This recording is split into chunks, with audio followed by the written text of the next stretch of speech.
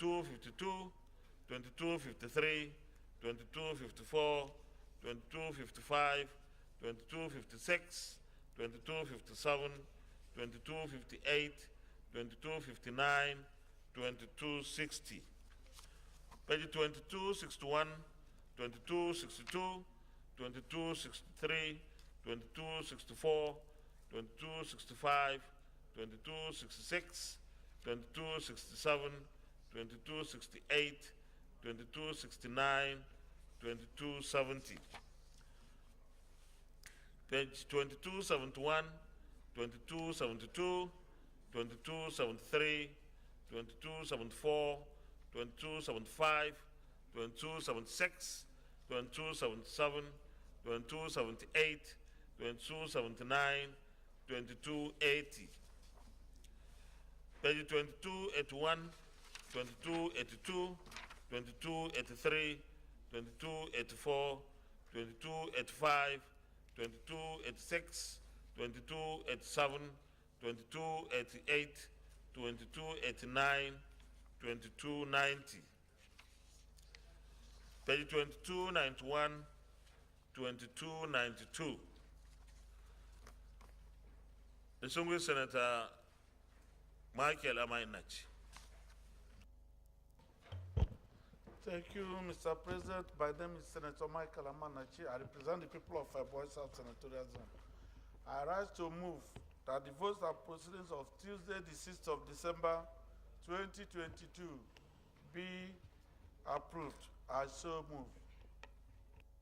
Distinguished Senator Degi Emerion Biyobarakuma. Thank you, Mr. President, distinguished colleagues. I rise to second the motion as ably moved by my colleague. I so second.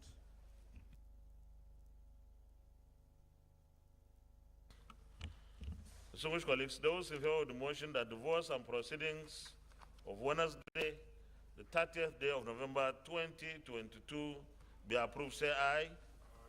Those against, say nay. The ayes have it. The votes and proceedings of Wednesday, 30th November 2022 is hereby approved.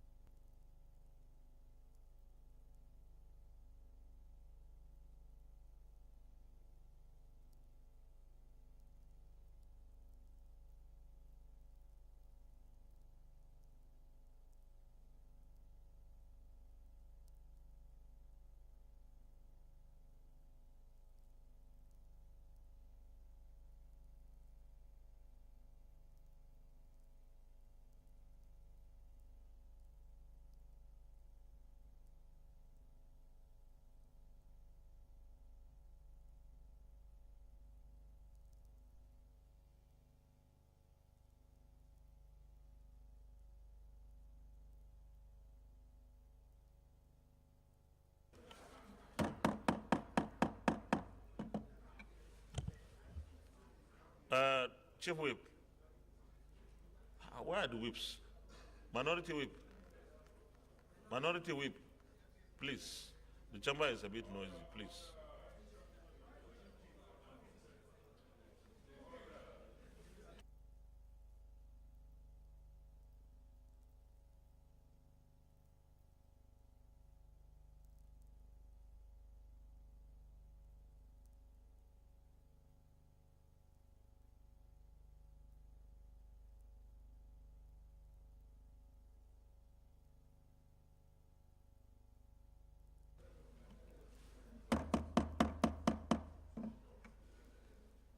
Letter from Mr. President.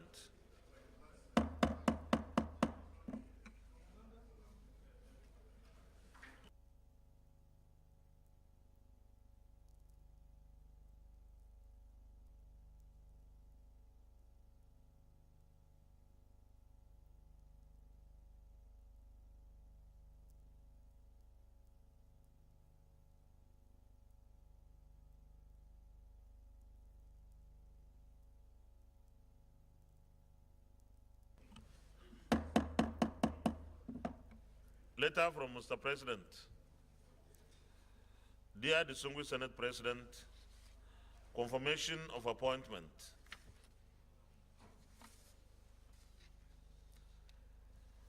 In accordance with the provisions of Section 8, subsection 1 and 2 of the Central Bank of Nigeria CBN Establishment Act 2007, I have the pleasure to forward here with names of Mrs. Aisha Ndanusa Ahmad and Edward Lemtek Adamu for confirmation by the Senate as Deputies Governor of the Central Bank of Nigeria for the second and final term.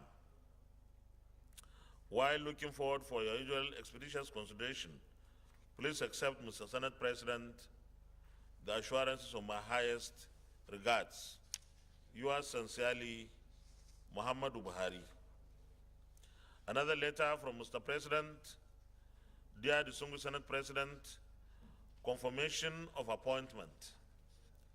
Pursuant to paragraph 31, part 1 of the third schedule of the Constitution of the Federal Republic of Nigeria, 1999 as amended, I am pleased to forward for confirmation by the Senate the nomination of Ambassador Ayuba Jacob Mbako as a member of the Revenue Mobilization, Allocation, and Fiscal Commission representing Federal Capital Territory.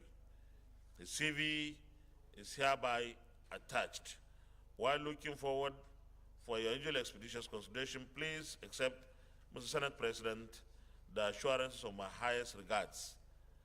Yours sincerely, Muhammadu Buhari. Another executive communication, the Federal Capital Territory Administration FCT 2023 statutory budget proposal is hereby sent to us by Mr. President.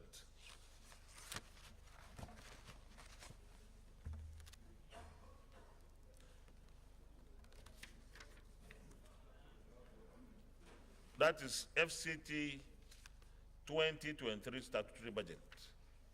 2023 statutory budget.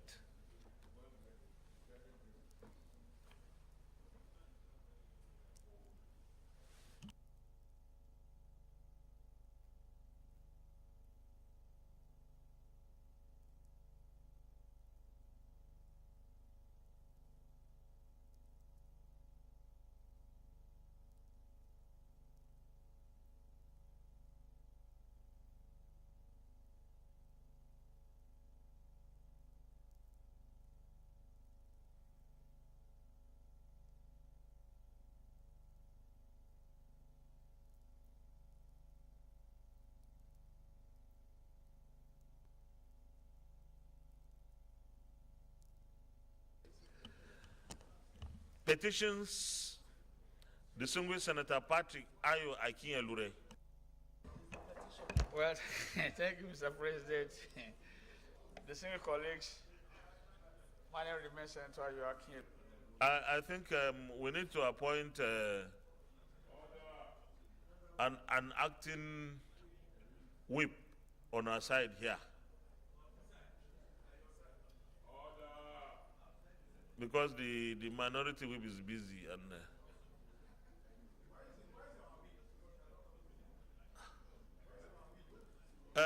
Senator Abiru, come forward, please. You are the acting whip.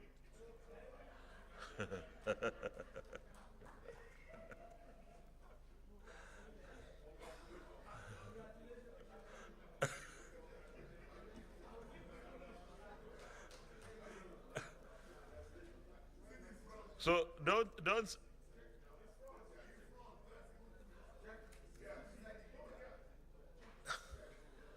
No, you can sit there. Sit at service seat. Yes. And don't spare the whip, please. You are also free to use the rod.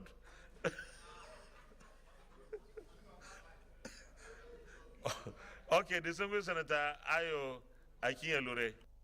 Thank you, Mr. President, distinguished colleagues. My name remains Senator Ayo Akinyelure, representing Ondo Central. Mr. President, distinguished colleagues, presentation of petition not laid but referred to the Committee on Ethics from the Office of the President of the Senate. Senate Committee on Ethics, Privileges and Public Petitions in line with Order 41 and 3 wishes to present to the Senate some petition yet to be laid from the Office of the President of the Senate. In order to officially place the petition in public domain to the floor of the Senate and for the votes and proceedings to capture the approval for referral. Mr. President, distinguished colleagues, please find below a summary of petition received from the Office of the President of the Senate for ease of reference. 1. Petition from Abdul Muhammad on behalf of Save the Soul, Transparency and Eagle Eyes International Foundation against the chairman of Code of Conduct Bureau. Subject matter of the petition, petition from Abdul Muhammad against the chairman of Code of Conduct Bureau and his team for compromising cases of suspect referred to the Bureau. 2. Petition from Olumide Pintai against the Inspector General of Police, an appeal for the reinstatement of our client, Akinlolu Sunday, into the Nigerian Police Force due to his unlawful dismissal. Finally, Mr. President, petition from Sylvester Yadetonye against the Managing Director of NDDC. Petition against Niger Delta Development Commission NDDC over non-payment of contract awarded and executed. Mr. President, distinguished colleagues, to the best of my knowledge of the above petitioner is seeking judicial remedy. I therefore move, Mr. President, to seek the indulgence of the Senate of Federal Republic to lay the above petition before the Senate for official referral to the Committee for further legislative action. I so move, Mr. President.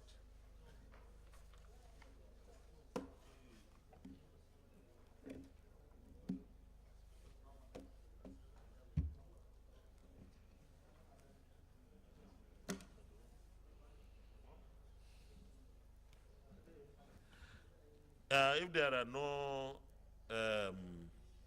no petitioner is seeking any judicial remedy, you may lay the petitions, please.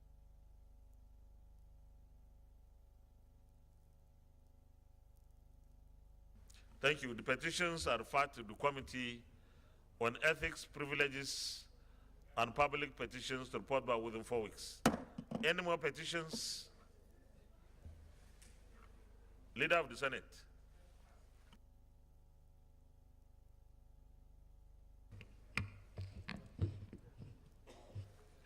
Mr. President, distinguished colleagues, the first business of the day is also the presentation of a House bill standing in my name on the Export Prohibition Act, Repeal Bill 2022, SB 29. Mr. President, you may wish to invite the Clerk of the Senate to read the short title of the bill. Clerk of the Senate. Mr. President, distinguished senators, Export Prohibition Act Repeal Bill 2022, SB 29, first reading. Export Prohibition Act Repeal Bill 2022, HB 29, first reading taken. Leader of the Senate. Mr. President, distinguished colleagues, the second business of the day is the presentation of a House bill standing in my name on the National Institute of Oil and Gas Technology and Entrepreneurial Studies Establishment Bill 2022, SB 1212. Mr. President, you may wish to invite the Clerk of the Senate to read the short title of the bill. Clerk of the Senate. Mr. President, distinguished senators, National Institute of Oil and Gas Technology and Entrepreneurial Studies Establishment Bill 2022, SB 1212, first reading. National Institute of Oil and Gas Technology and Entrepreneurial Studies Establishment Bill 2022, HB 1212, first reading taken. Leader of the Senate. Mr. President, distinguished colleagues, the third order of the day is the presentation of a House bill standing in my name on the Federal University of Education, Isiokolo, Establishment Bill 2022, SB 1653. Mr. President, you may wish to invite the Clerk of the Senate to read the short title of the bill. Clerk of the Senate. Mr. President, distinguished senators, Federal University of Education, Isiokolo Establishment Bill 2022, SB 1653, first reading.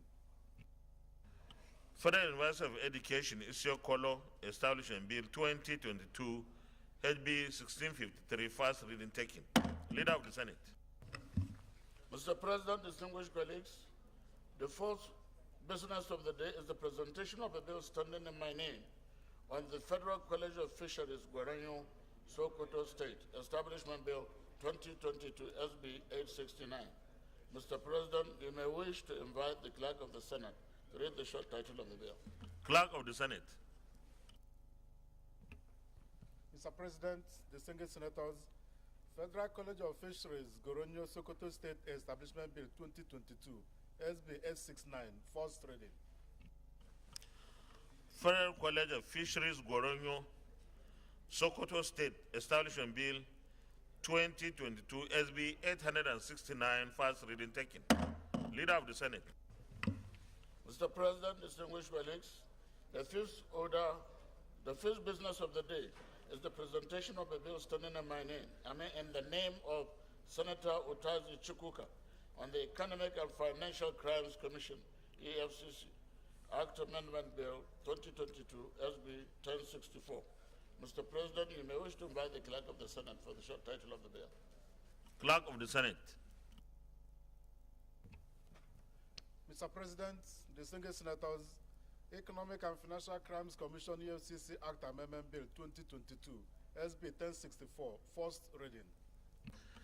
Economic and Financial Crimes Commission, EFCC, Act Amendment Bill 2022, SB 1064, first reading taken. Leader of the Senate. Mr. President, distinguished colleagues, the first order of the day is a motion standing in my name on the recommittal of the Nigerian Maritime Security Trust Fund Establishment Bill to the Committee of the Whole. Mr. President, with your permission, I wish to move the motion. You may proceed.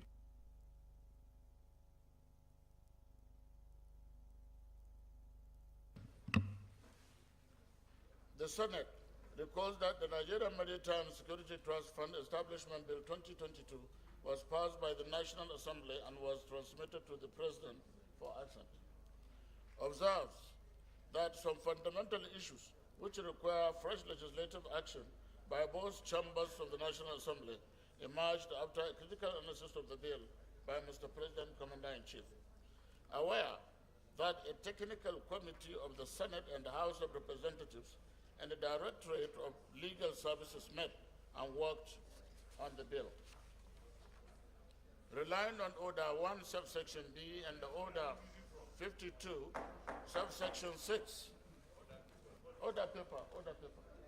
You read your order paper along.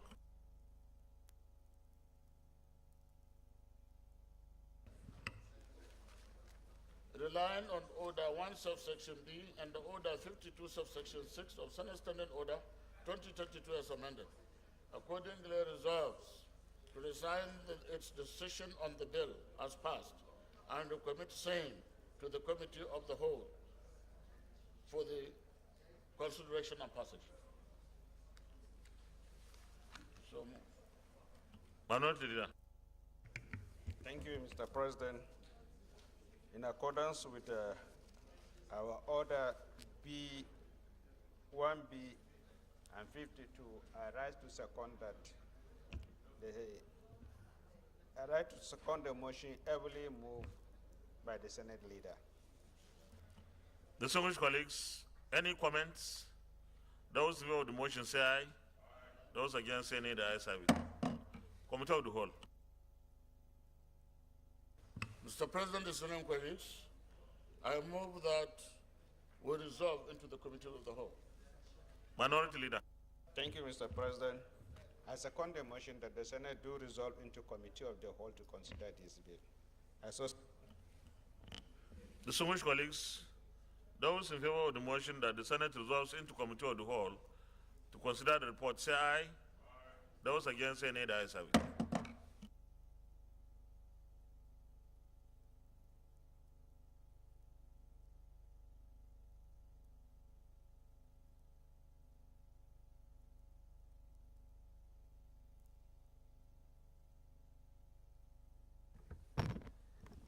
Distinguished colleagues, there is only one clause for this amendment. So those in favor that clause 4 stand part of the bill say aye. Those against say nay. The ayes have it. Leader of the Senate, Plenary. Mr. President, distinguished colleagues, I move that the Senate reverts into plenary to report progress. Thank you, Mr. President. I second the motion that the Senate do revert to plenary for the chair to report progress. I so second.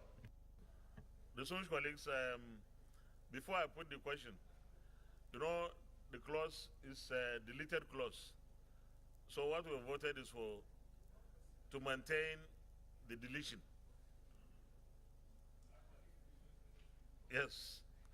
So those in favor that the Senate reverts to plenary for the chair to report progress, say aye.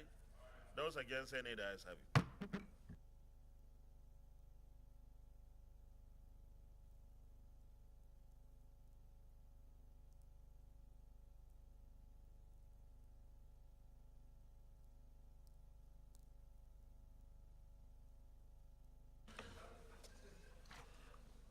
Distinguished colleagues, the Senate in the Committee of the Whole considered the Nigerian Maritime Security Trust Fund Establishment Bill 2022 and approved as follows.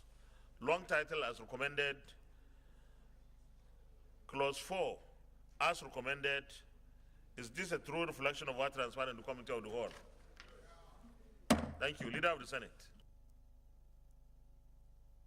Colleagues, I move that the bill now be read the third time. I so move. Minority Leader. Thank you, Mr. President. I second the motion that the bill be read for the third time. I so second. Distinguished colleagues, those in favor of the motion that this bill be now read the third time, say aye. Those against say nay. The ayes have it. Clerk of the Senate.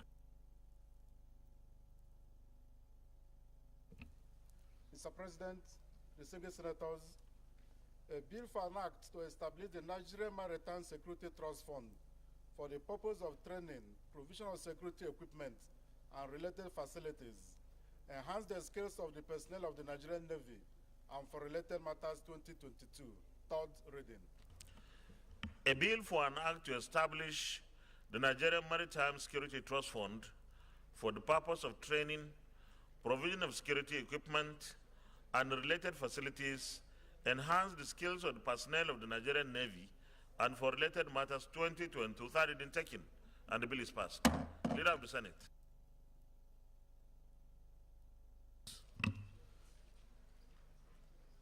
The second order of the day is the second reading of an executive bill studying on my name on the Nigerian Social Investment Agency Establishment Bill 2022, SB 1078.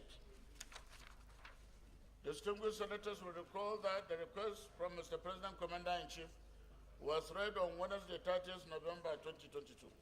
Mr. President, with your permission, I move that the bill be read a second time.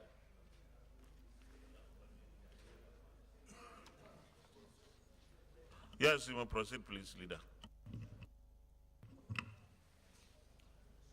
Mr. President, my respected colleagues, permit me to lead the debate on this very important bill, which seeks to establish the National Social Investment Program Agency for the management and implementation of the National Social Investment Program, as well as provide the necessary statutory backing for the existing NSIP under the FMHA DMSD.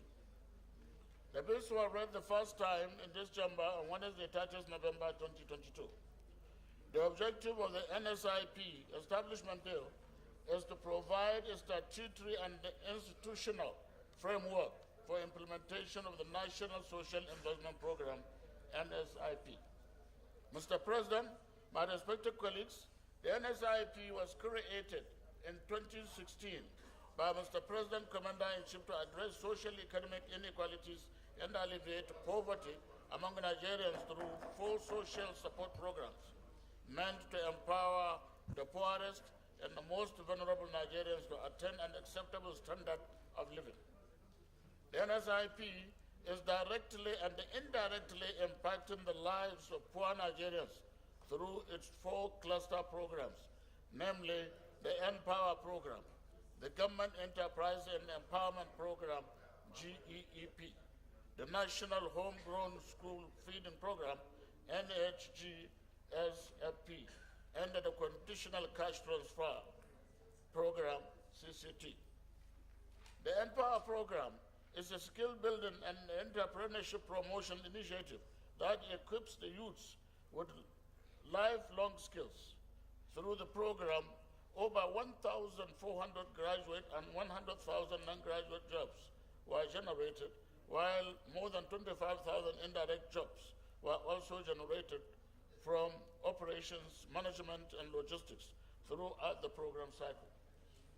This has led to the development of specific sectors across the nation and ensured that a significant number of Nigerian youths are engaged.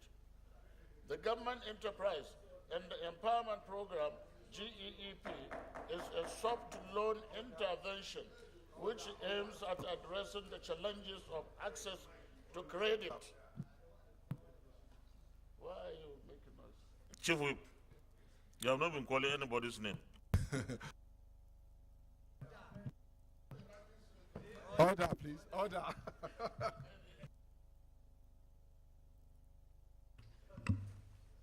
Leader, continue, please, with good reading.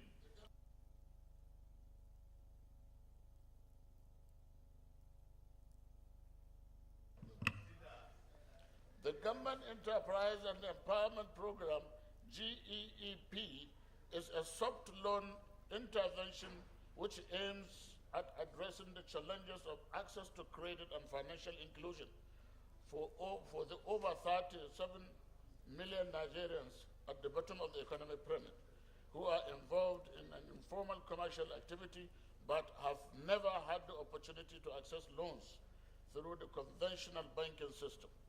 Under GEEP, the federal government provides interest and collateral-free loans, which are easily accessible through its 3 projects: market money, trader money, and the farmer money, which are structured to suit the peculiarities of the different target groups.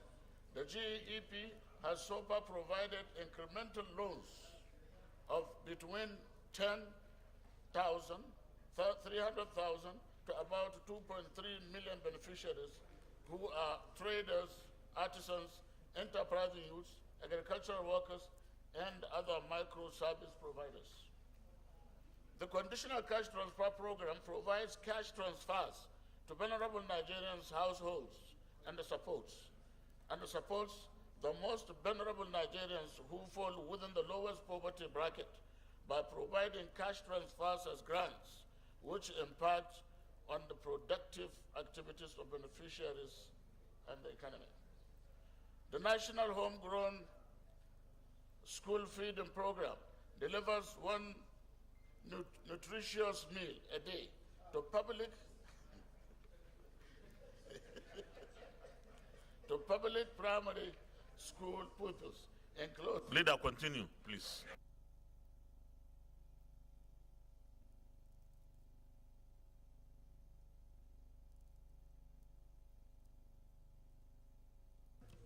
Why are you laughing?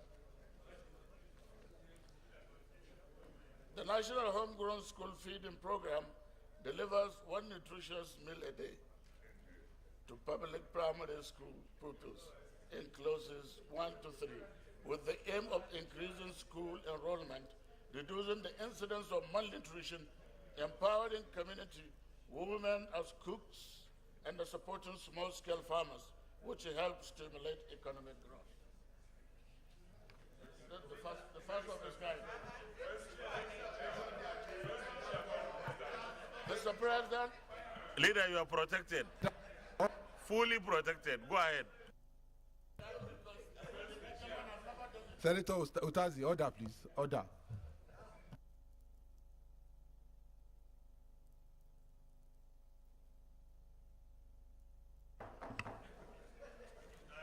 Colleagues, please, let's listen to the leader.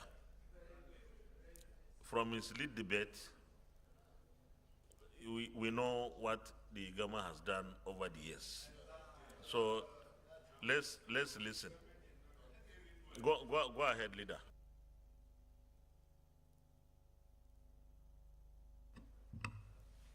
Mr. President, my respected colleagues, the basis for the provision of such social protection program and the schemes by the government is backed by the Section 17, subsection 3 of the Constitution of the Federal Republic of Nigeria, which provides that the state shall direct its policy towards ensuring that all citizens, without discrimination, have the opportunity of securing adequate means of livelihood, and the ensuring provision is made for the public assistance in deserving cases or conditions of need, among others. A wide range of Sustainable Development Goals, SDGs, including poverty reduction, education, health, social inclusion, and empowerment, can be achieved through the NSIP, and the countries the world over have recognized and deployed similar social support programs as an effective strategy for poverty reduction, social development, and economic growth. Mr. President, my respected colleagues, since the inception of NSIP in 2016 to date, the following key achievements have been recorded. 1 million youths have been empowered through the Empower program, and the additional 500,000 are undergoing various training under the program as provided by Mr. President and Commander-in-Chief. And that's very good. Second, 1,632,480 households are currently benefiting from the cash transfer program, while 4,234 have been given productive cash grants of 150,000 naira each, which has never been done. 2, public primary schools across the nation have witnessed an unprecedented number of new enrollments as a result of National Homegrown Feeding Program, which is currently feeding 9.8 million children. The program is also gradually reducing the number of all-school children nationwide. Currently, 2,424,252 beneficiaries have accessed the GEEP loans under the trader money, market money, farmer money, while a total of 1,142,783 individuals across the country have registered to benefit from GEEP under the 3 loan products. Mr. President, my respected colleagues, the passage of this bill will ensure continuity and sustainability of NSIP as a reliable tool to solve poverty problems in Nigeria, and also serve as an enduring legacy of this administration. I therefore recommend the bill for the second reading. Thank you very much. The Deputy Senate Leader. Thank you, Mr. President. First of all, I rise to second this second reading of the bill, and that it should be recommended for a third reading. Mr. President, I first of all want to thank the President of the Federal Republic of Nigeria for at last trying to codify the social investment program, which hitherto, I believe, have been haphazardly managed. This is a program that has very great potentials in impacting the lives of needy and vulnerable Nigerians. Several times, some of us, senators have been called upon to suggest names or to send names of potential beneficiaries of some of these programs. And we have not been able to trace some of them or identify some of them. And I believe, sir, that if this program is institutionalized, it will be easier, even for us, to monitor the performance of this program in our various constituencies. I believe, Mr. President, that the figures given here, I doubt if it reflects what we find on ground. And it is therefore necessary, in the interest of the needy and vulnerable in our society, to codify the social investment program so that those who are really beneficiaries, supposed to be beneficiaries of this program, get the dividends of it.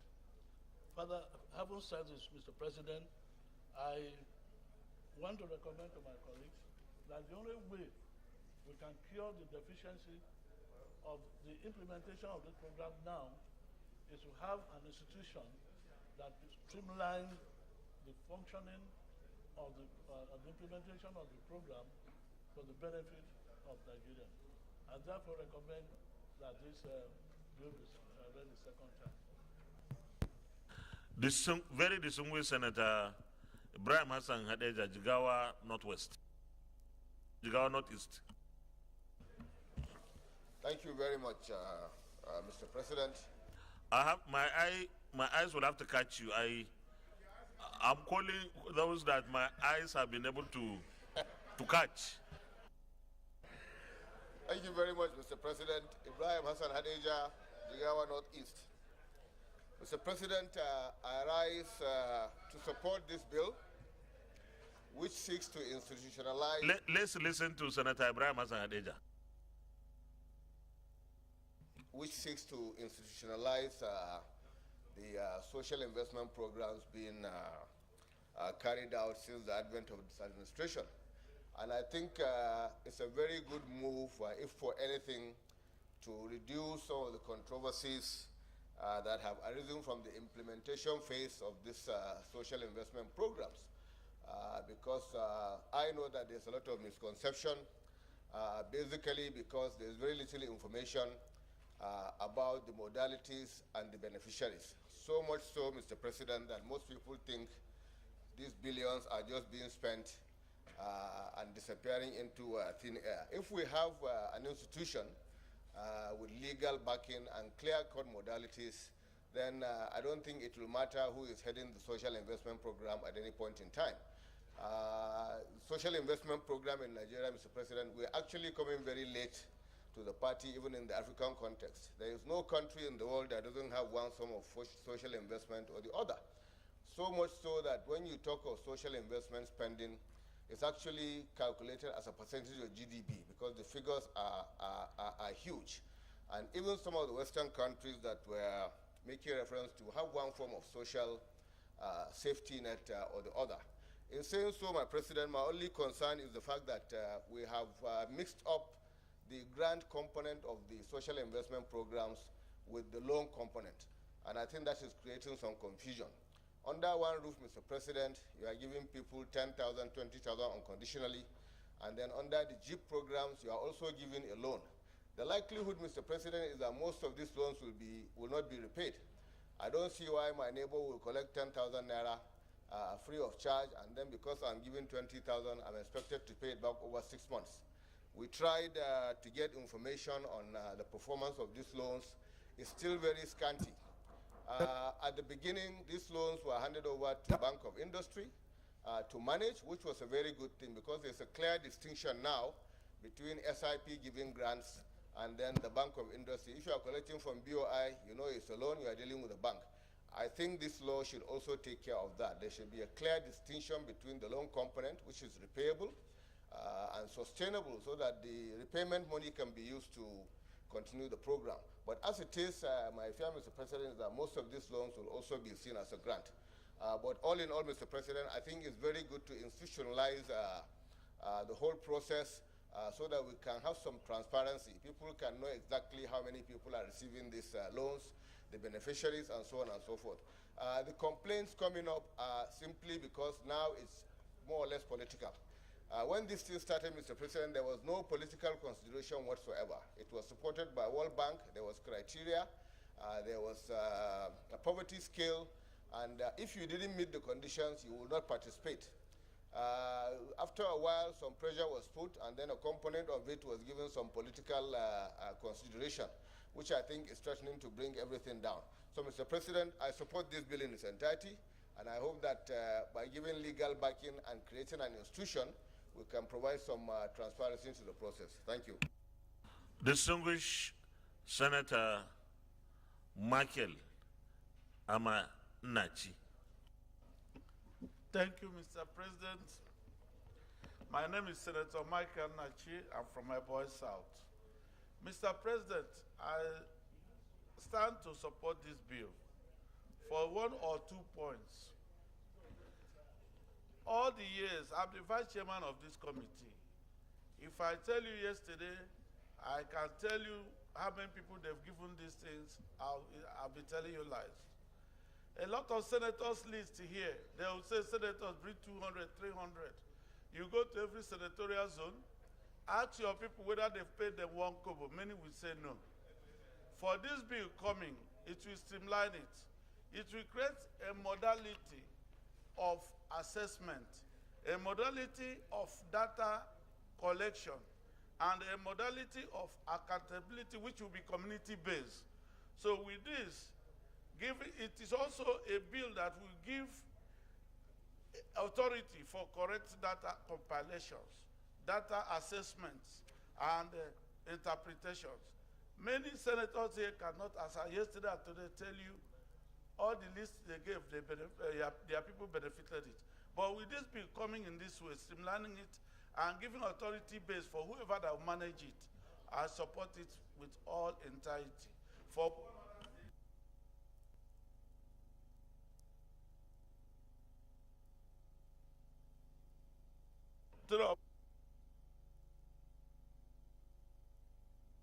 sell it through, these loans can be recovered so that other people will also get. I so support this bill, Mr. President. Very distinguished Senator Christopher Stephen Ekpeon. Thank you, Mr. President of the Senate, and my distinguished colleagues. My name is Senator Christopher Stephen Ekpeon, representing Akwa Ibom Northwest in this Senate. Mr. President, I rise to support this bill with certain facts. Just as the 2 speakers have made, Mr. President, I'm a member of the Poverty Alleviation courtesy of you and the Senate for about nearly 4 years now. And I have been wanting to see the modality as to how this amount of money have been spent over the years. I remember during the COVID period, the Honorable Minister of Humanitarian told us at the budget defense in 2021 that she spent about 10.4 billion feeding students who were on holiday. And I asked her because I never saw her in my own constituency. But before my advent into the Senate, Mr. President, I'm aware, and I was enamored to the fact that Mr. President, who is on the other side, but the president of Nigeria, I'm speaking as a pan-Nigeria. I'm not speaking as a PDP or whatever. I'm speaking because this policy has helped myriad of Nigerians. Children that were at home had to return back to school because of the home feeding school program. Even in my own local government area. Before my advent into this Senate, I witnessed it, and I was so gladdened. But when we came here, I thought the modality and the processes would have been, expanded and modernized. But then you find that even those women who are cooks don't receive their money on time. The reason being that there's no institution that is monitoring the process. So for the president to have thought it necessary to send these executive bills as the inspiration of this lifespan of the administration is going, so that we can institutionalize this process, it is a welcome development. So I so support this bill, and I want my colleagues here to support this bill because, one, the poor people in America, in London, are being catered for by government. What do we talk about? We said government, the basic capacity, the basic duty of a government is the welfare of the people. So this government have been in one form or other taking charge of the welfare of the people of Nigeria, but how it is implemented is what we don't know. So I want to urge my colleagues that this bill is a good bill and it should be supported for its passage. Thank you, Mr. President. The Distinguished Senator Stella Odo, do you want to say something?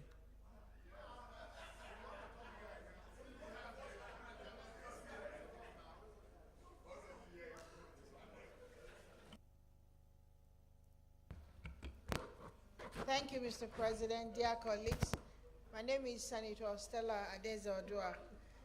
Mr. President, I represent Anambra North. I want to align myself to this wonderful bill. Mr. President, the hardship is just horrible.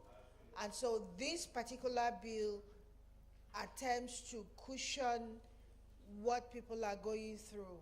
And I do want to support this bill totally. Thank you, Mr. President. Thank you very much. Any more contributions? Oh, okay.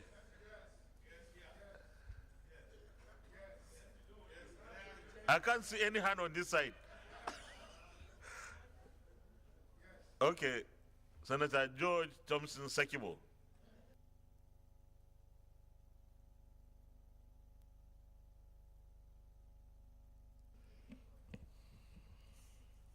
Mr. Assembly President,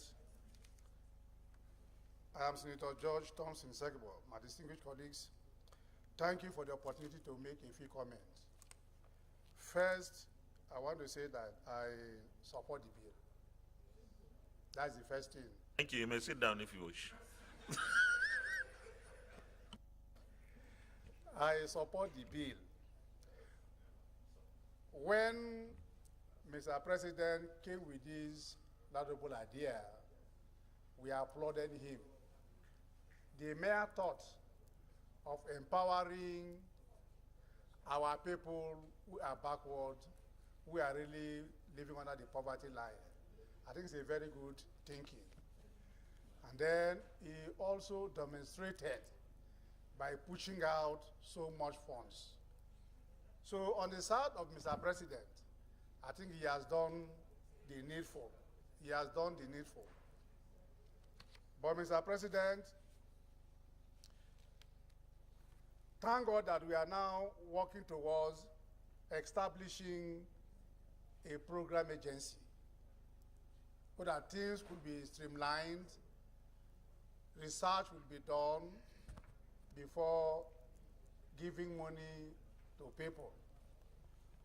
Otherwise, Mr. President, why will you give money to an Empower program that is a skill building and entrepreneurship promotion initiative without teaching the person on the skill?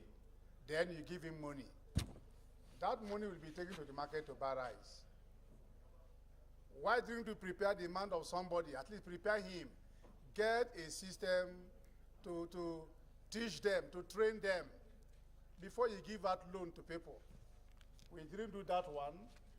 We just carried loan and then gave to people. Those loans cannot be recovered. they will be seen as grand, and I think they have become bad loans. Therefore, of this, the most worrisome part is this. Mr. President, you are aware, in 2020, we were asked to submit names in series by Central District, send 20 per LGA, send 100 per LGA. We keep on sending and sending and sending. My only worry was that the good initiative of the president was not actually carried out by those who manage the system. That we are virtually, I cannot point at any person in the Central District that said he got the loan or he got this amount of money. So we have a problem. Today we are happy we are creating an agency for it, which is very good. But I think that the only area I will not agree with some of my colleagues here is that, Mr. President, we have to find out how all those bulk of funds, billions, that are pushed forward for this training, for which we wrote names and sent and were approved, but we are not paid. Where are those monies? How were they spent? Saying the people did not get the money, are these monies held in the covers of the federal government or they have been misused? It is important we do it. If we don't do it, even when they set up an agency, those who will come may likely follow the step of those they are taking over from. And it's not a good thing for us. Our country is broke, we don't have money, and one kobo spent to empower our people is very important. But if the people did not get it, then there's a problem. So, Mr. President, while accepting and supporting the bill, in my opinion, we have to set up a system to find out exactly how these monies were spent. Did they get to the people or did they not get to the people? So that whenever we have an agency, they will be able to transfer to them exactly what they did, and not just names given to an agency as handover without really spending the money physically on the people. Thank you, Mr. President. Thank you very much. I think I'll take one more contribution. Let me be remain gender sensitive. Distinguished Senator Biodun Olujimi. Thank you very much, Mr. President, and thank you for always being gender sensitive in everything. Thank you. Senate President, distinguished senators, my name is Biodun Olujimi. I represent Ekiti South. Mr. President, I want to support the bill. The bill is a good one. What we have had since the inception of this government has been good thoughts, but faulty implementation. We have never had a system whereby the ordinary people are properly catered for. So when we saw that there were safety net programs for the underprivileged, we thought it was very good for the country, and especially because we had very trying times. COVID was not pleasant to the country. But we found out that we were budgeting 500 billion, and yet there was nothing to show for it. People were going into markets to hand over, to give handouts of 10,000, 4,000, 3,000. Monies that were good, but not enough for the people to make a difference, and also not enough for the children to go to school. What we had was that people got the handouts, it didn't matter to them, they were just looking forward to more, and there was no arrangement whereby people could be monitored, and whatever was given to them could also be monitored. This bill will stop all that. There was no transparency in what we had. This bill will bring transparency. There was no proper arrangement for people to pay back loans. This is the only time people will learn that money given to them as loans are not handouts. Also, most of our children did not get the feeding that was purportedly given. We were told that students were being fed while they were home on holidays. I was in the village. There was nobody that was being fed. Maybe home services. Mr. President, we are grateful that this executive bill has come. It will put sanity in the program, and it will ensure that whatever we are giving out, which is government money, will be accounted for and proper use will be put to it. I support this bill, Mr. President. Thank you very much. Thank you very much. Senator Yusuf Abubakar Yusuf. Thank you, Mr. President, my distinguished colleagues. My name is Yusuf Abubakar Yusuf. I represent Taraba Central. Actually, I've been a member of the Poverty Alleviation Committee, and we have been the people, looking, oversighting this program under Ministry of Humanitarian Affairs. A lot of accusations have been said about the implementation of this program. Now, we are pleased that it has come as an executive bill for us to establish a system, through which, a proper implementation, can take place.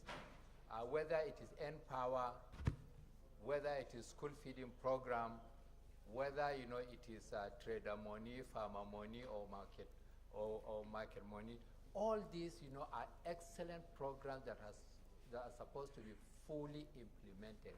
And it is going to be, one of the best, programs for social investment in this country. So I support this bill 100%, and I know the bulk of Nigerians will benefit from this, because the poor and vulnerables, because of the COVID, because of other issues, the number has arisen.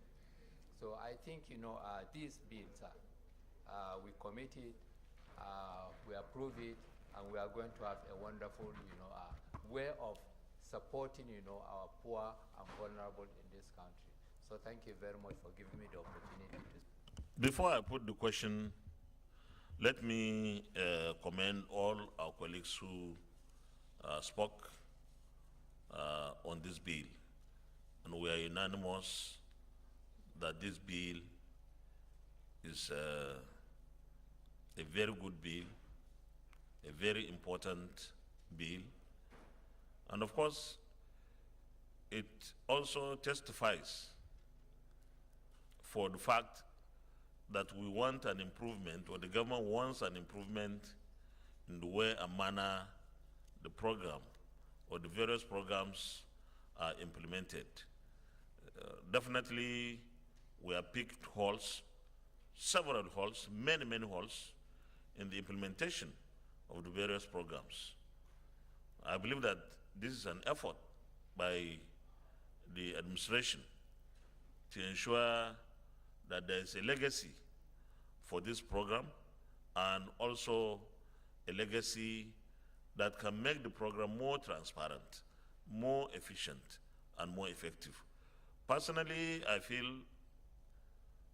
that we really didn't get it right in many ways, because even to identify those who should be beneficiaries is a major issue. And then how do you disperse the funds? Going to markets, is that the best way now? And I also feel that now that we are creating an agency, we shouldn't make it an all-government affair. Let there be private people, maybe civil society groups, so that government is at all levels supervised. Because if you just make it a government thing, I think we'll just change the name for the issues into something else, because there will still be issues. So I think this is a very important bill, and there is no administration that has come to Nigeria and has not done something to address poverty in Nigeria. Even the military. When in 2000 and 1999, the PDP held sway, the first thing they did was to take 10 billion naira in the Ministry of Works and said they will do something poverty. It didn't work. Then Shuapi became unsure. No, so everybody tried to do something. Now it's like with this codification, we will get it better. It doesn't mean that by the time we pass and the law becomes an act when the president signs, everything will be fine. No. You will still have to work hard to ensure that we monitor how the law works. Because this is essential. I think we have never taken time to even evaluate the efficiency of this program. We're just pushing money every year, 350 billion or something like that, and it's like we are concerned, of course, for those who are at the lowest level of the socio-economic ladder. But I think we have not been efficient with the implementation. With this, I want to thank everybody for supporting the bill, and of course, those in favor that this will be now read a second time, say aye. Those against, say nay. The ayes have it. Clerk of the Senate. Mr. President, distinguished senators, a bill for an act to provide a legal and institutional framework for the establishment of the National Social Investment Program for the assistance and employment of the poor and vulnerable in Nigeria. Establish a National Social Investment Program agency for the purpose of managing the implementation of the program and for related matters, 2022, SB 1078, second reading. A bill for an act to provide a legal and institutional framework for the establishment of the National Social Investment Program for the assistance and employment of the poor and vulnerable in Nigeria, establish a National Social Investment Program agency for the purpose of managing the implementation of the program and for related matters, 2022 second reading taken, and the bill is referred to the Committee on Special Duties and to report back within 2 weeks. Thank you very much. Leader of the Senate. Mr. President, distinguished colleagues, the third order of the day is the second reading of the executive bill standing in my name on the Federal Produce Inspection Bill 2022, SB 1079.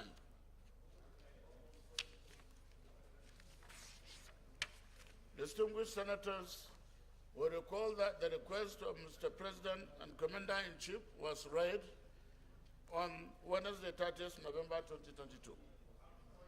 Mr. President, with your permission, I move that the bill be read a second time.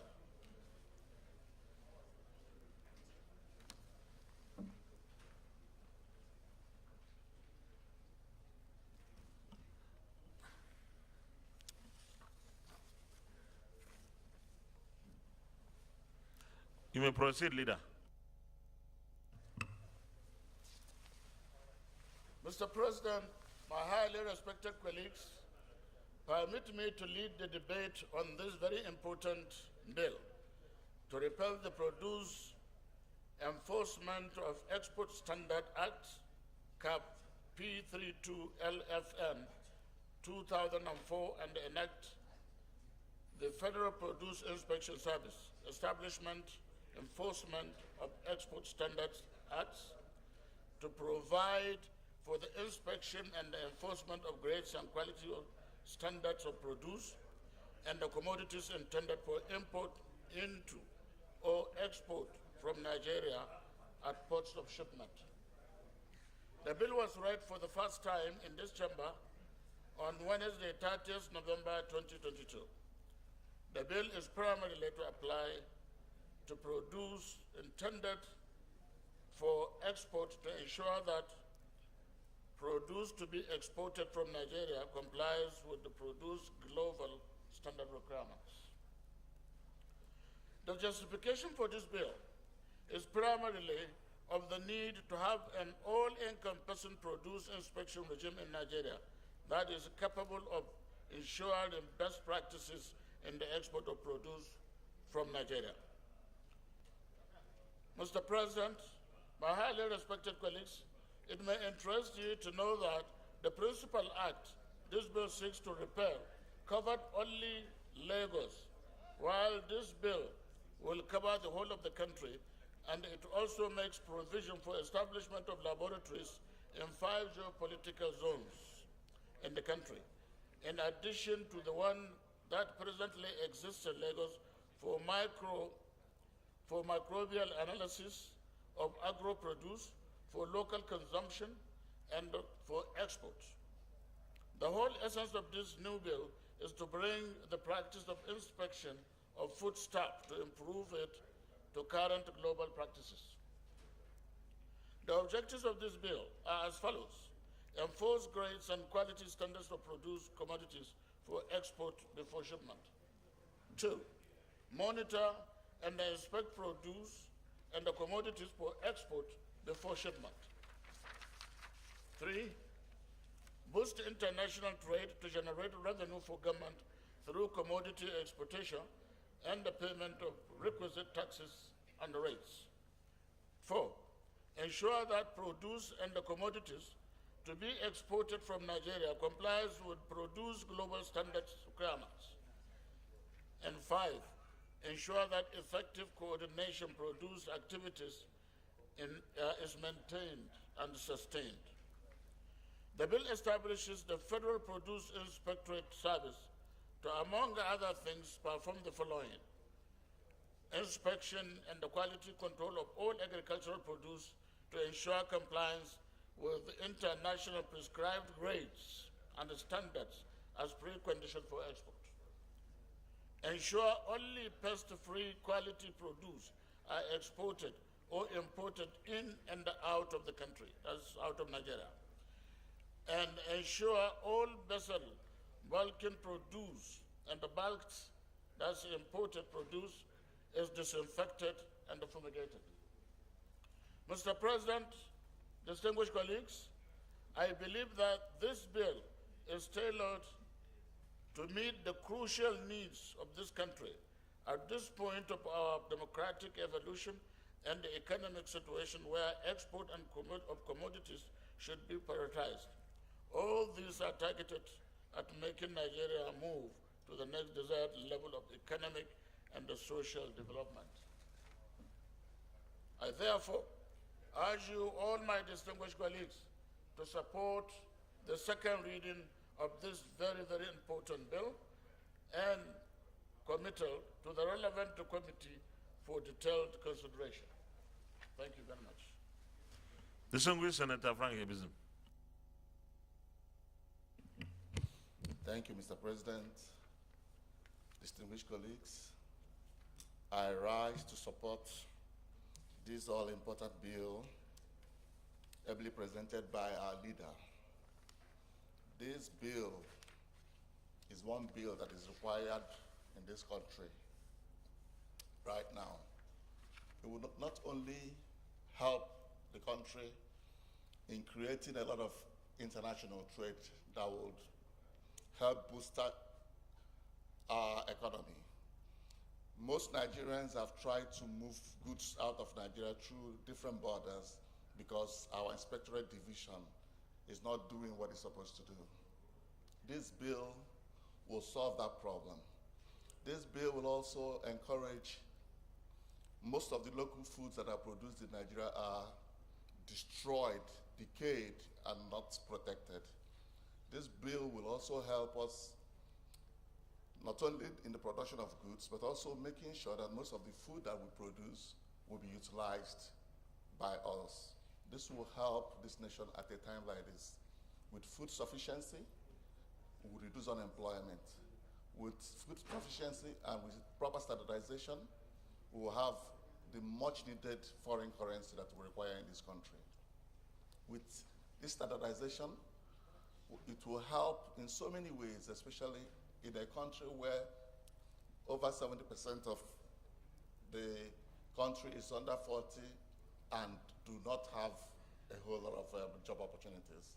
So this bill is important, and I ask that every senator here present should please support this bill. Thank you very much. Thank you very much, distinguished colleagues. Those in favor that this will be now read the second time, say aye. Those against, say nay. Ayes have it. Clerk of the Senate. Mr. President, distinguished senators, a bill for an act to repeal the Produce Enforcement of Export Standards Act, Cap P32, Laws of the Federation of Nigeria 2004, and enact the Federal Produce Inspection Service Establishment Enforcement of Export Standards Act to provide for the inspection and enforcement of grades and quality standards of produce and commodities intended for import into or export from Nigeria at ports of shipment and for related matters, 2022, SB 1079, second reading.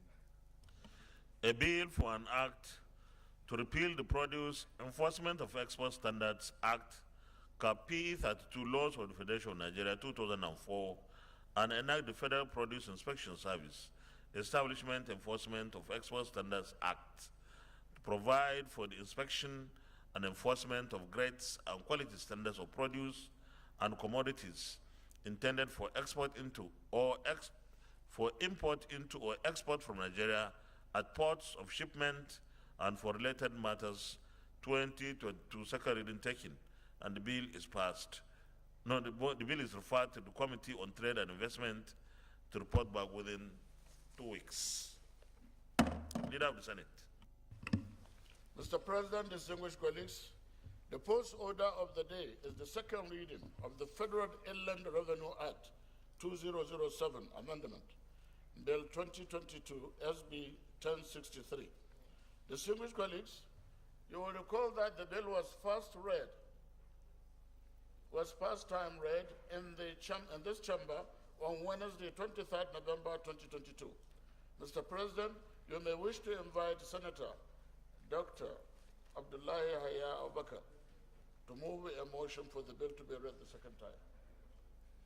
Distinguished Senator Abdullahi Haya Abubakar. Thank you, Mr. President.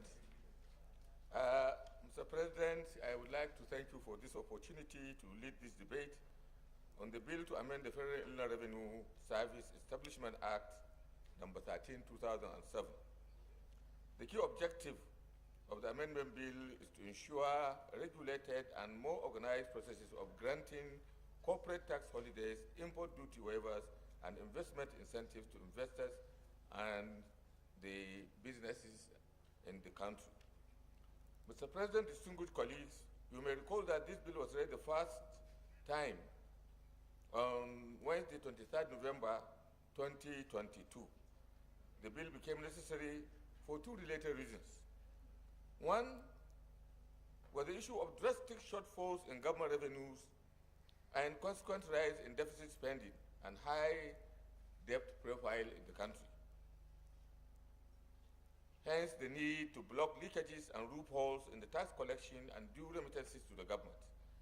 The other reason was the mounting financial demands to fund equally increasing government public expenditures, particularly our national budgets on public infrastructure, security, and the government's welfare commitments. Mr. President, distinguished colleagues, it is important for Parliament to be very aware of the dire predicament of our economic circumstances today and the dangers we face if we fail to rein in the twin threats of deficit spending and high indebtedness. On the surface, it is easy to say that Nigeria is in safe territory because our public debt is 23.6% of the GDP, which is still within our self-imposed 40% threshold and the 55% estimated by the IMF for economies of our size. The devil, however, they say is in the detail. And the detail is that our debts, our service revenues, the government derives from its GDP, which in our case is abysmally small. I have gone through all the figures of debt to revenue ratio of most governments. And for here, I quoted the one for the OECD, which is about between 30 and 35% of the GDP coming to the government as revenue. In our case, it's actually less than 5%, which is abysmally so small, that it almost means nothing. Mr. President, in the last 5 years, the nation has not been able to achieve its revenue targets.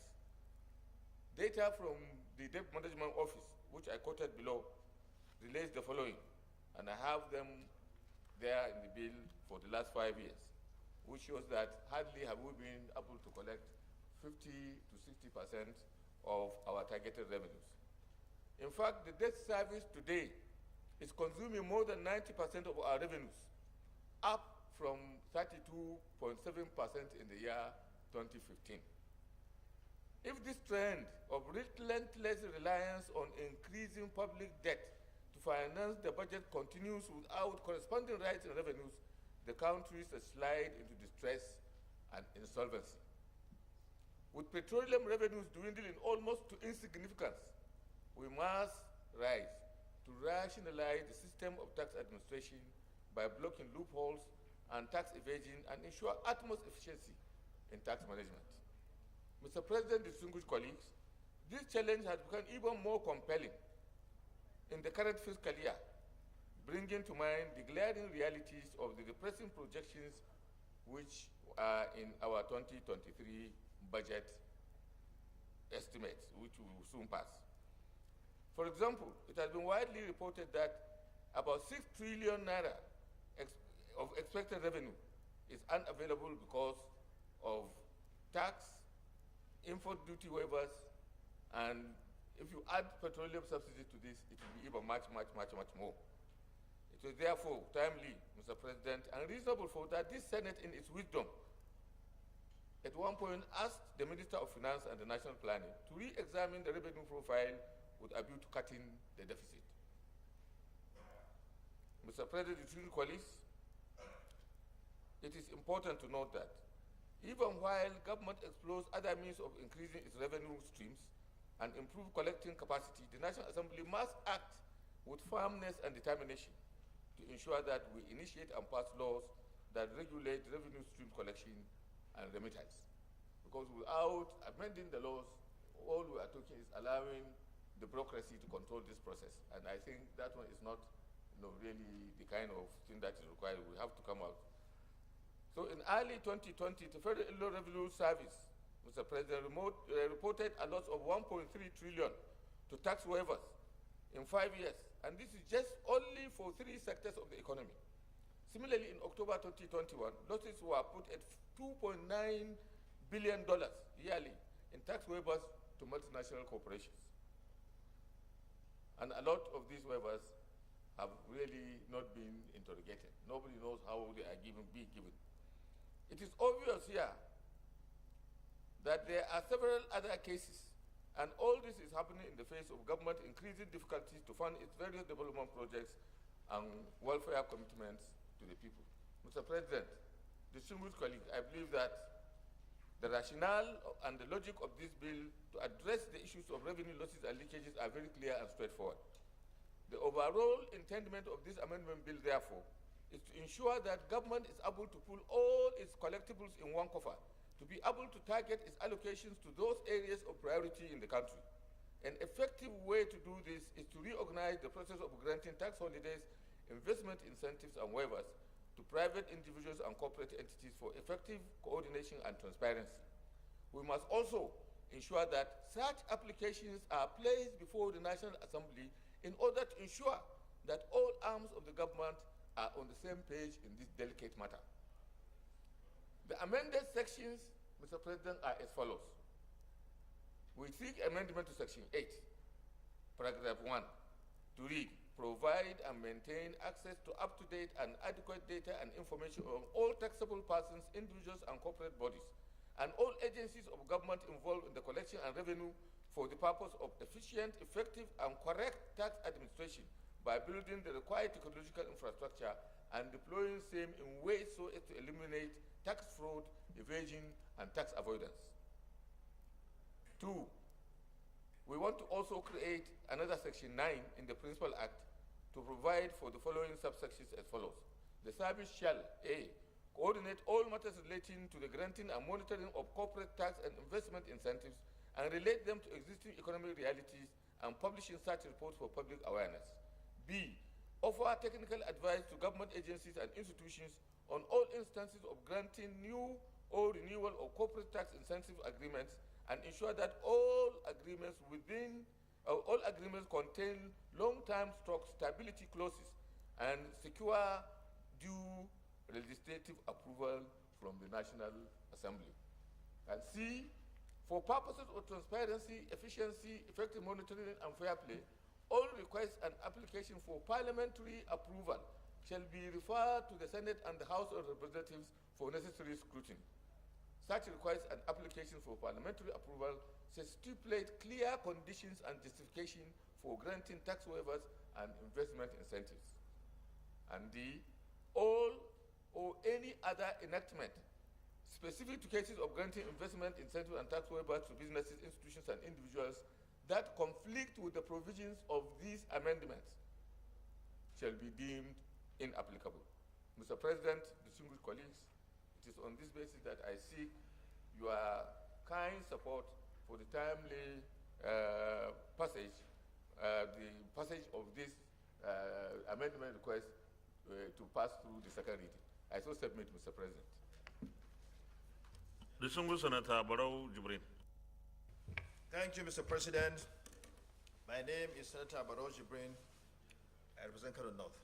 Mr. President, I stand to support this bill and to commend the sponsor of the bill.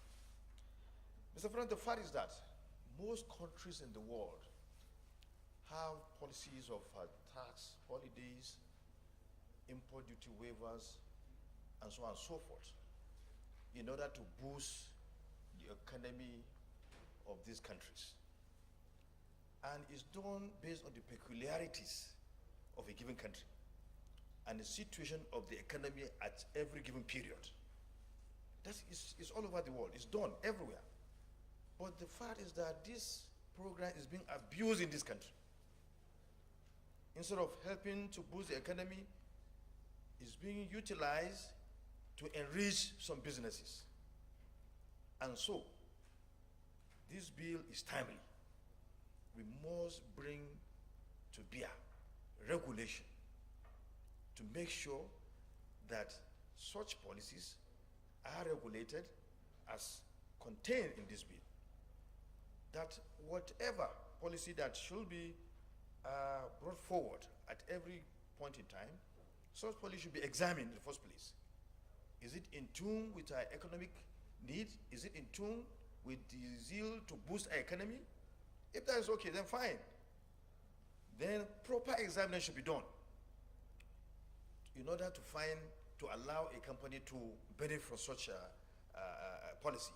And when approval is given, there should be a mechanism as well to make sure that it's properly utilized and it's not used for a different intention.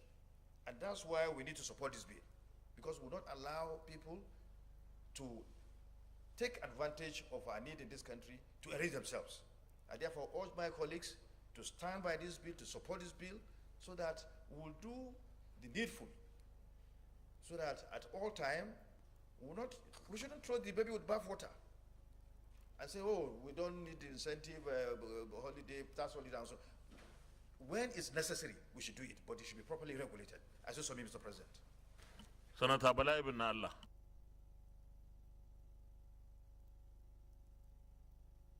Thank you very much, Mr. President, and my distinguished colleagues.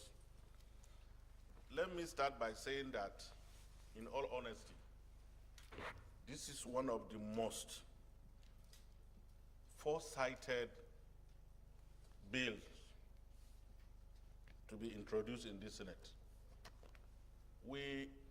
Let me bring to the fore that I've had the privilege of majoring in taxation law, sir, at the famous Ahmadu Bello University area.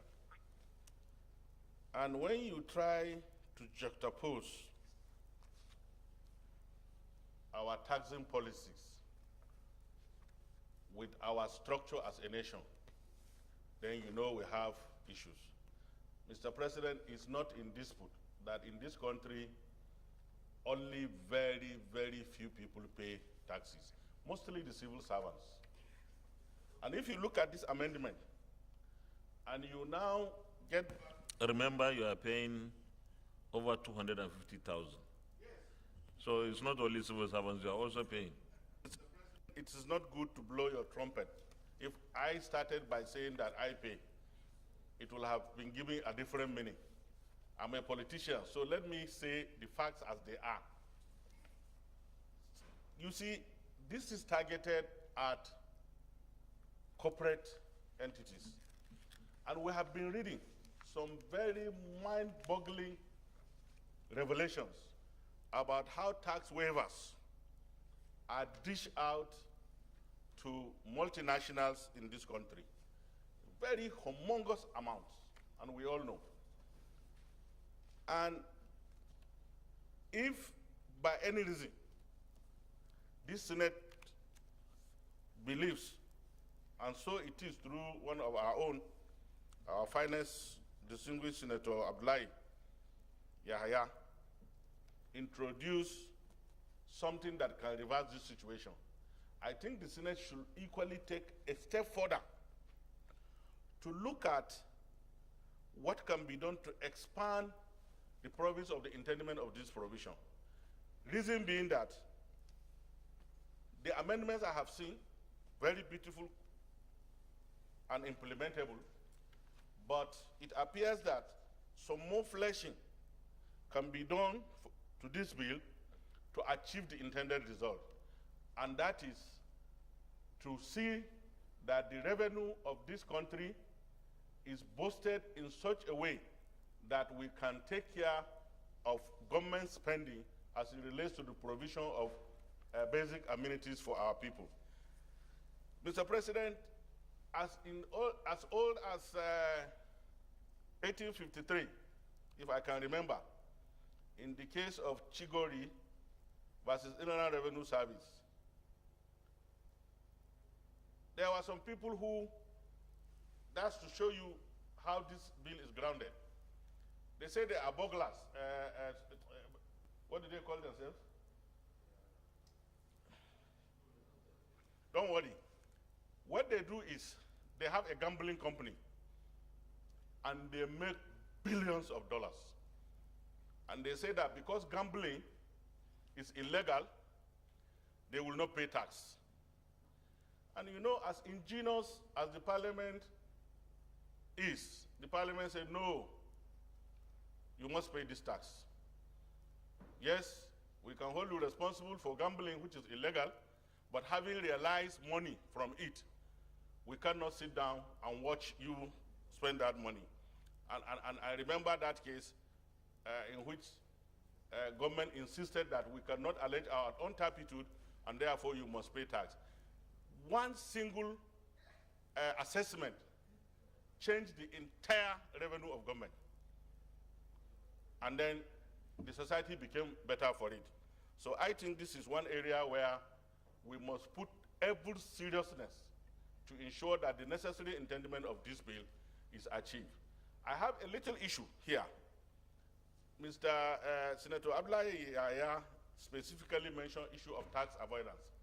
As a tax lawyer, tax evasion is illegal.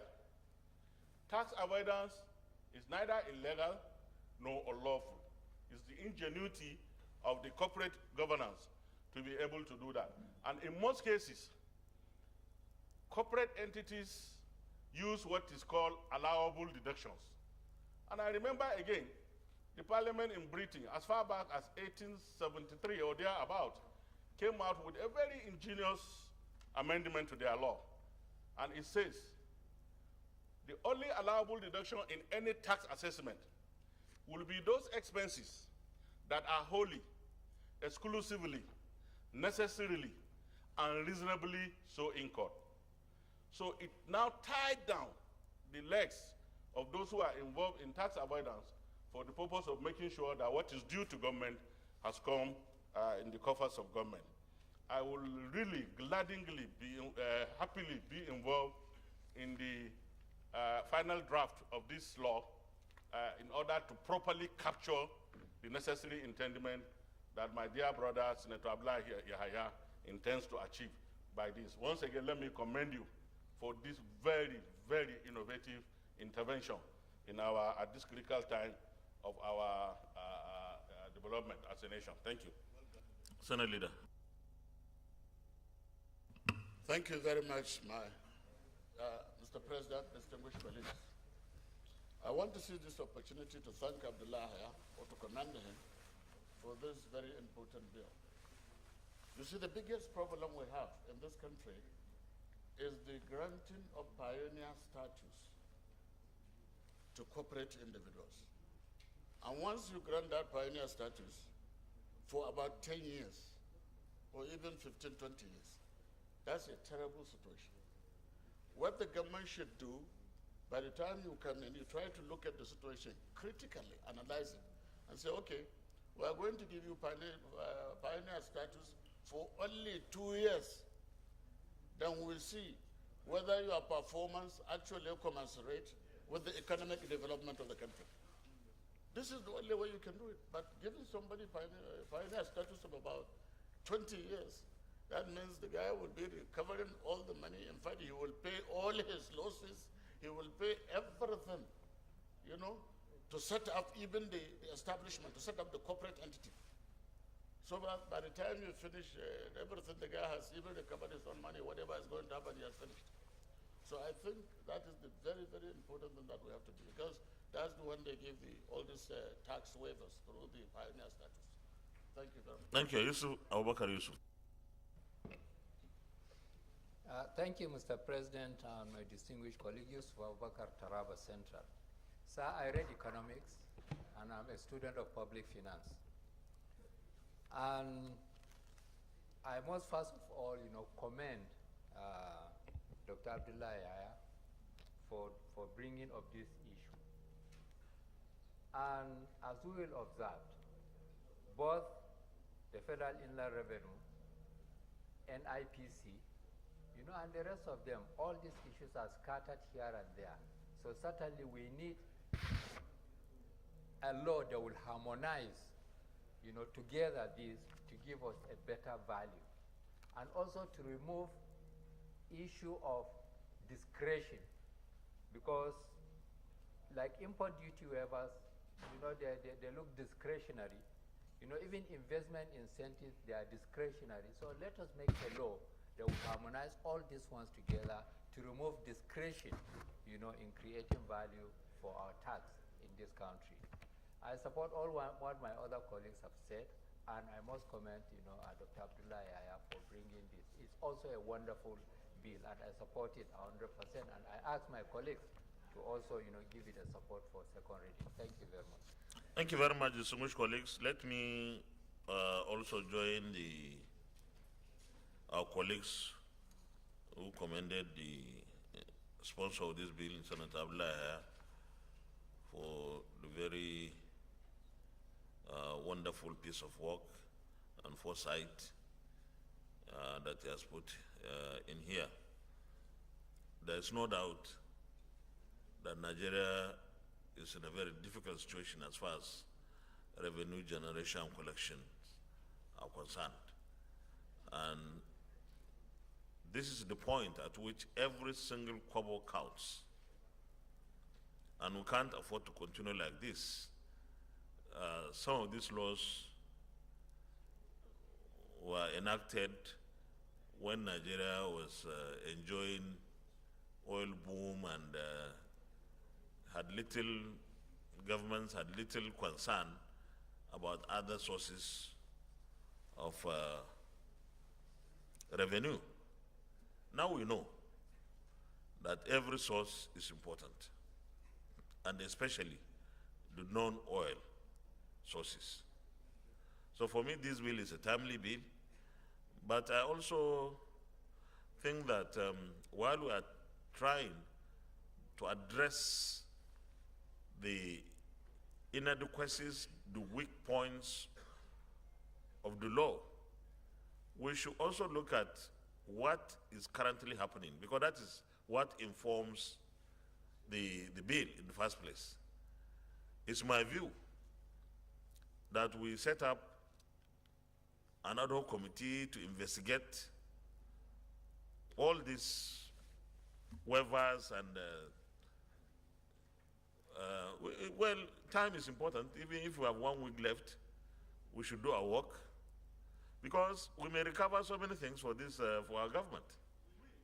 So it's important we try something, because some of the waivers are totally unnecessary. Why should we give waivers in trillions and then we go and borrow money from somewhere? It doesn't make sense. It doesn't. So even if we have 1 week left as a parliament, I believe that we should go ahead and look into how these waivers were given. Where there is no justification for it, we insist that they should go and cancel the waivers and maybe get government money. So I'm of that opinion, and I think we'll look into it while the bill is also being processed. We try to address the problems that in the first place necessitated the bill. So this, those in favor that this bill be now read a second time say aye. Those against saying it, the ayes have it. Clerk of the Senate. Mr. President, distinguished senators, a bill for an act to amend the Federal Inland Revenue Act 2007 to provide for single agency administration of corporate tax holidays, import duty waivers, and investment incentives, and for other matters connected thereto, 2022, SB 1063, second reading. A bill for an act to amend the Federal Inland Revenue Act 2007 to provide for single agency administration of corporate tax holidays, import duty waivers, and investment incentives, and for other matters connected thereto, 2022, second reading taken, and the bill is referred to the Committee on Finance to report back within 4 weeks. Sorry? No, that one will come under a different arrangement. This is a bill, not a motion. Yeah, leader, step down the President, Mr. President, distinguished colleagues, I move that we stand down all other items on the agenda. I so move. Minority Leader. Thank you, Mr. President. I so second. Distinguished colleagues, our Committee on Appropriations, the only committee of the Senate today, and when I say the only committee, I mean the only standing committee. All others are subcommittees. The Appropriations Committee is working to wind up the preparations for the report of the Appropriations 2023. So we adjourn to enable those subcommittees that still need to do little things, and of course to enable our members of the Appropriations Committee to also go and continue with their work. We expect that in the next couple of weeks, we should be able to get the report and consider it. So those in favor of the motion that we stand down the consideration of the remaining items on the order paper, say aye. Those against, say nay. The ayes have it. Leader of the Senate, adjournment. Mr. President, distinguished senators, having concluded today's proceedings on the order paper, I hereby move that the Senate do adjourn till Wednesday, 7th December 2022 at 10 a.m. Minority Leader. Thank you, Mr. President. I so second. Distinguished colleagues, those in favor of the motion that the Senate do adjourn till tomorrow, Wednesday, the 7th day of December 2022 at 10 a.m. from say aye. Those against, say nay. The ayes have it. The Senate is hereby adjourned till tomorrow, Wednesday, the 7th day of December 2022 at 10 a.m. prompt.